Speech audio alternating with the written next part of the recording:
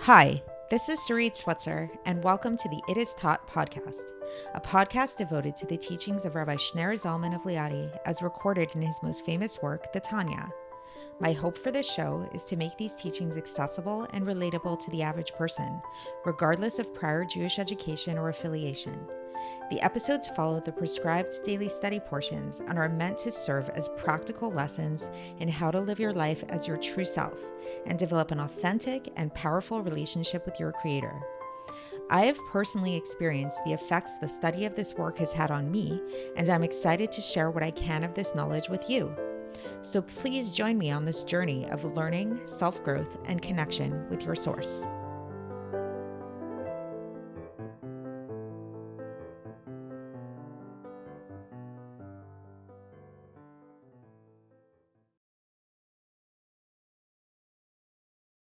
Hi, and welcome to the It Is Taught podcast. This is episode 477 for the 21st of Adar in a regular year.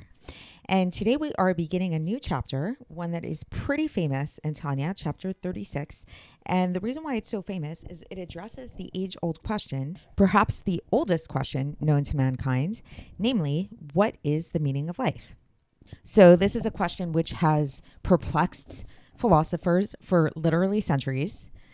Monty Python even made a movie called The Meaning of Life, which didn't really answer the question. Various religions and philosophers have come up with various ideas to try to come up with an answer to this question. But here we have it in the Tanya. We're actually going to get the answer to the question. And we're going to begin our discussion today by speaking a little bit about geocentricity. So the basic premise of geocentricity is that the Earth is at the center of the universe. And this can be taken either from a literal perspective or from a more figurative type of perspective. So first thing that might be coming to mind for you is, wow, hasn't this been disproven? We used to think that the Earth was at the center, that everything revolved around the Earth, and it's been disproven that actually our universe revolves around the sun. And this sounds really outdated. And I can't believe I'm listening to this podcast that is so outdated, weird, religious stuff. So hold your horses, everybody. And a couple things is that, first of all, we are not going to be talking about geocentricity so much from a scientific point of view. That is a subject for another time. But the topic today is more about geocentricity from a more spiritual point of view, which still tends to get a bad rap. It's not necessarily disproven, quote unquote, in the same way that science talks about geocentricity and heliocentricity and that kind of thing. But even spiritually speaking, people have a really hard time talking about this idea that we here on Earth are the center of the universe, of God's universe. Like, you often hear, even in Torah sources, about how there are, even in Chassidus, the truth is, and we're going to talk about this, about how there are so many other realms that are so much far more spiritual and superior and revelatory than our lowly Earth. And while all of this is true, this is where there's this interesting paradox that comes into it, which, as we'll learn, is it specifically, not only is it that we are not the highest of all worlds in terms of revelation and in terms of being manifestations of God's light in a more overt sense, but actually we are the lowest of the world. So it's not just that we're like kind of down there and not so high up there. We're actually the lowest of all worlds. We are the world in which God's light is the most concealed, and where it is the hardest to see God and to really perceive the existence of truth. But yet, what we'll see, interestingly enough, is that this world is actually the purpose of it all. And it's specifically due to its concealment and due to its limitations and due to its lowliness that makes it really apt for fulfilling this ultimate purpose of the entire universe, which sounds really paradoxical. So today we're going to explore some of that and explain and see what Chassidus has to say about this. So with that being said, let's get straight into the text, and maybe we can talk a little bit further about it all as we get through it. So the Alter Rebbe begins, and he says that here it is known, the saying of the sages, and this is taken from the Mishnah Tanchuma in Parshas Naso, chapter 6, where it says, "Shetachlit briat olam hazeh hu shnitaveh hakadosh baruch hu liot lo dira betachtonim." So, the purpose of the creation of this world is that God desired that there should be for him a dwelling place in the lower realms. And so now, right away, so it's like, let's just like digest that for a second. So basically, that is the answer to the question, the famous question of the purpose of life, is that God desired to have a dwelling place for himself in the lower realms. So speaking of questions and trying to understand these things, the Alter Rebbe right away goes into a question that comes up with this, is he says, but wait a second, this kind of doesn't make sense. It's like, if there is no, when we say lower realms, when we talk about God, there's no aspect of higher and lower because he fills all the worlds equally. So how can we say about God that he wants a dwelling place in the lower realms, right? So it's a very good question.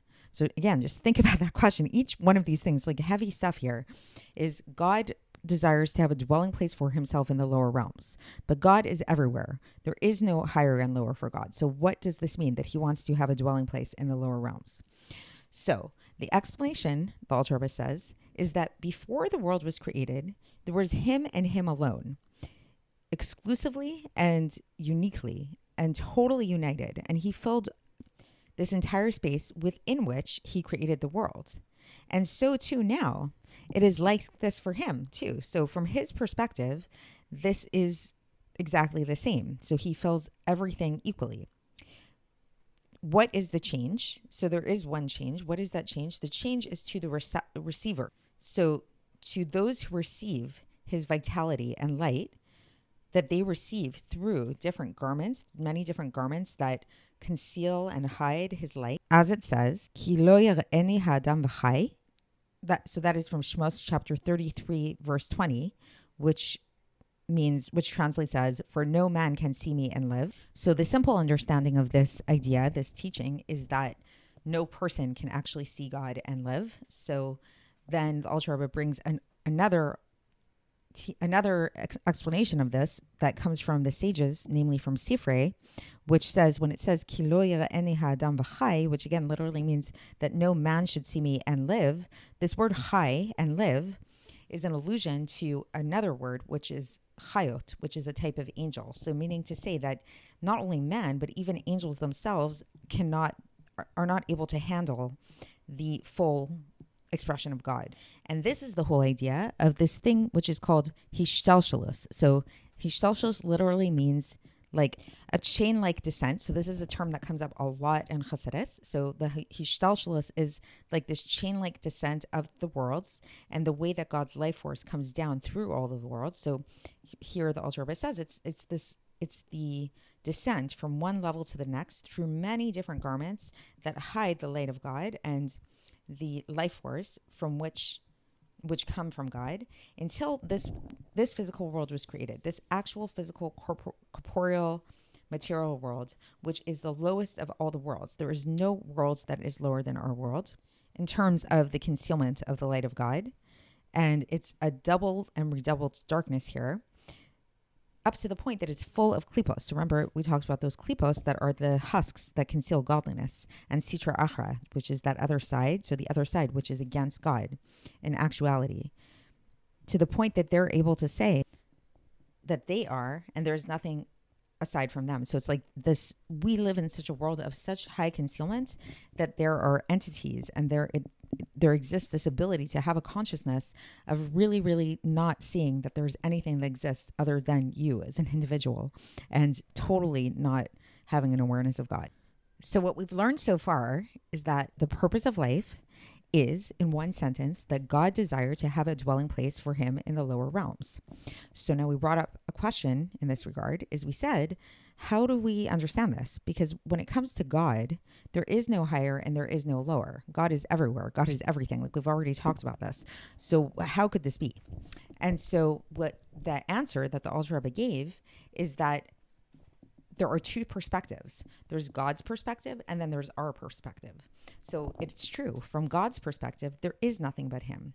The higher and lower realms are exactly the same. And it's just like it was before creation, just like it was after creation. There is nothing but him alone, and he takes up every space everywhere.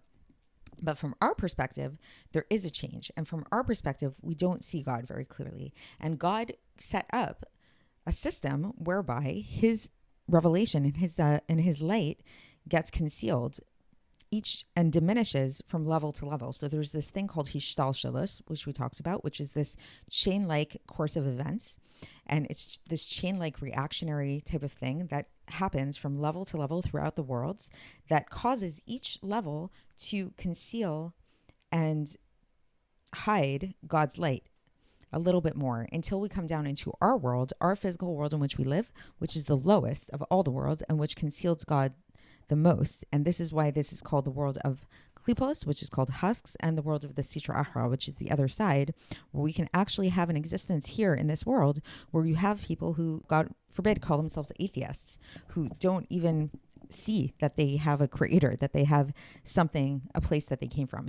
And now the Alter Rebbe goes on and he says that the purpose of the entire hishtalshelus of all of the world, so remember this term hishtalshelus comes up in Chassidus a lot. It's a little difficult to translate. It kind of literally means like a chain reaction of event. It's like this chain-like progression of God's light through the worlds. So the purpose of this hishtalshelus, this chain-like progression through the worlds, and their descent from level to level is not for the supernal worlds, because for them, this descent is a true descent from the light of the face of God.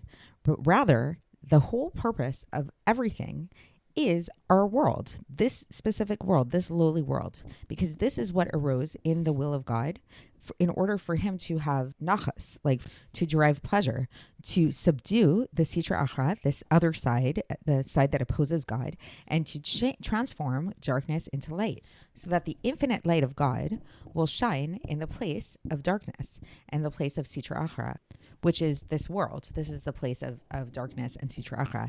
And for it to shine in an even greater degree. And we've already talked about this idea of the advantage of light that comes out of darkness. So that means that when the light ultimately does shine here, it's actually going to be a much, much stronger light than the light that shines in the supernal worlds. Because in the supernal worlds, the light of God does shine, but it shines through various vestments and various concealments that hide and conceal the light of God, so that in order for them not to be nullified in their source. So basically, to understand this is that it's this interesting thing where basically you have the supernal worlds, the more spiritual worlds that are spiritually above our own. And while they kind of overtly radiate godliness in a more overt way, the radiation that they radiate of godliness is a limited one, because if they were to reveal God in a full sense, they would be nullified in their source. So God had to make it as such that the revelation that they produce there and that they manifest is one that is vested in various garments and various concealments and things like that. And then paradoxically, here in our world, where there's kind of like, it's almost like there's not the same danger of us being nullified in our source, because we are so far removed and we are so concealed and we are so oblivious to our source. This, ironically, is where God's radiance can shine in a fuller sense. So this is a little obscure. It's a little abstract. It's a huge topic in Chassidus, and at the altar, I don't want to veer off from the text too much and get too much into it, because the Alter Rebbe is going to get into it more on his own, and hopefully we can talk about it more as we go through the chapter. But that is the basic idea, that basically that it is, interestingly, and albeit yes somewhat ironic perhaps, that our lowly world that conceals godliness to such a great extent, this is actually the purpose of it all. And it's because of the lowliness, because of the darkness here, because this darkness is where we can actually shine the light to the greatest degree. Maybe one way to think about it, and it's not necessarily the most perfect example, but like a dam of water. So it's like if you have this, like if you restrict the flow of water in a dam for a really long time, and then you open up that dam, there's going to be this like crazy pouring out of water, and it's going to be really obvious that there's water there. Sort of like the same idea here. Again, not the most perfect example. I'm sure there's other examples that could illustrate it better. Maybe we'll get into them as we get further into the text. But that the more God is restricted and constricted and concealed down here, that ironically actually causes our world to be the perfect vehicle to be able to ultimately reveal God in the most intense way. So now the Alter Rebbe, keeping all of this in mind, is going to bring up a question about all of this. So what we've learned so far, what we know so far, is that now we're living in this very concealed state where the world is really concealed. The true reality of life is concealed and godliness is really concealed down here. But the ultimate purpose is to reveal God here. It is to reveal God's light.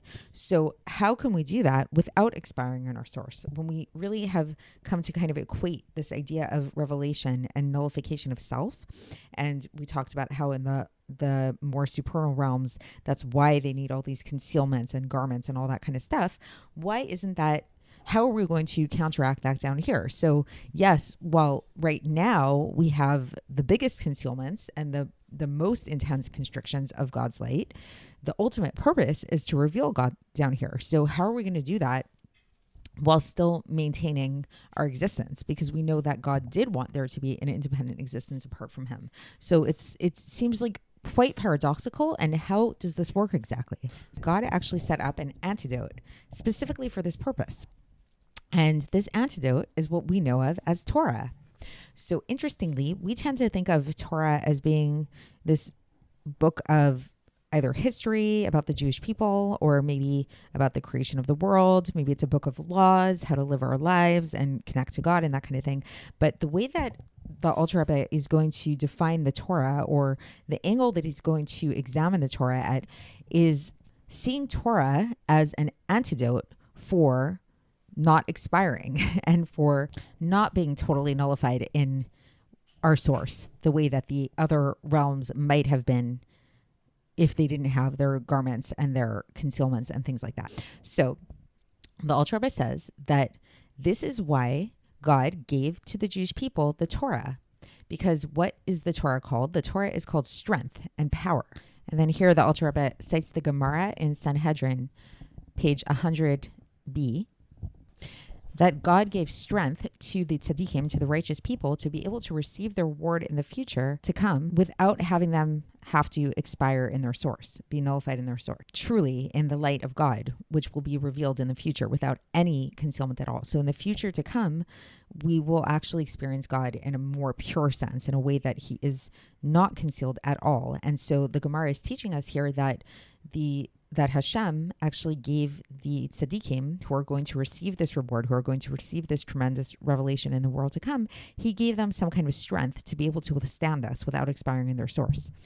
And then the Alter Rebbe here cites Yeshayahu chapter 30:20, where it says, "Velo yikanef od morecha, v'ayu enecha ro'ot et morecha." So what that literally means is that your teacher will no longer hide from you, and your eyes will behold your teacher. So this is, again, an allusion to the future times when we will actually all experience God in a full and truly not concealed sense. And then he brings another citation again from Yeshayahu, chapter 52, verse 8, where it says, Ki ein be'ein yiro'u v'gomer, which literally means, for they shall see eye to eye.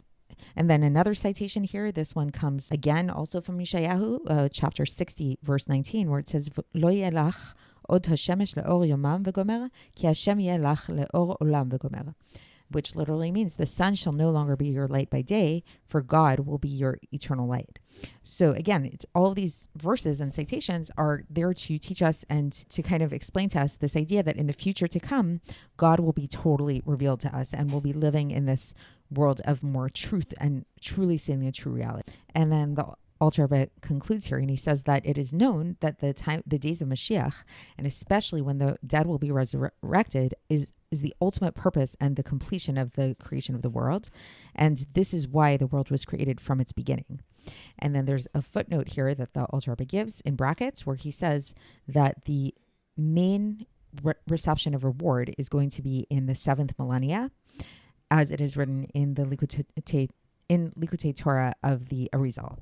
So that is the end of the section today. So just to give a recap of this last part of today's section, where the Alter Rebbe addresses the question as to how is it going to be that if we talk about how the ultimate purpose is our physical world, our reality, and how eventually in the future, the true reality of the world, the true truth of God will be revealed down here, and in a way that is so much more intense, so much more powerful, and is the ultimate revelation of God, more so than any of the other higher realms, how will we be able to withstand this? Because if we already talked about how in the higher realms, the creations there need to have all these garments and concealments and stuff like that so that they don't expire in their source, how will we be able to maintain it? And the answer that the Alter Rebbe gives here is that is Torah, and Torah is the antidote that is there for us to be able to have the strength to withhold this and withstand this intense revelation that we will have.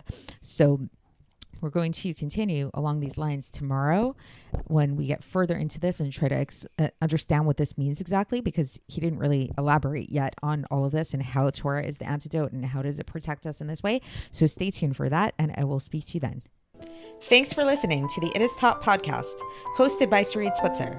This podcast is dedicated in loving memory of my maternal grandfather, Avraham Yitzchak ben Binyamin HaKohen of blessed memory. Music by Shoshana. If you enjoyed this episode and would like to support the show, please share it with others and subscribe on YouTube, Apple iTunes, Spotify, or wherever you listen to podcasts. And make sure to leave us a 5-star review. To find out more about the It Is Taught project, including more information on my soon-to-be published book, please visit our website, itistaught.com. To catch the latest from me, follow me on Facebook, Instagram, and Twitter. Looking forward to speaking with you tomorrow, and until then, have a great day.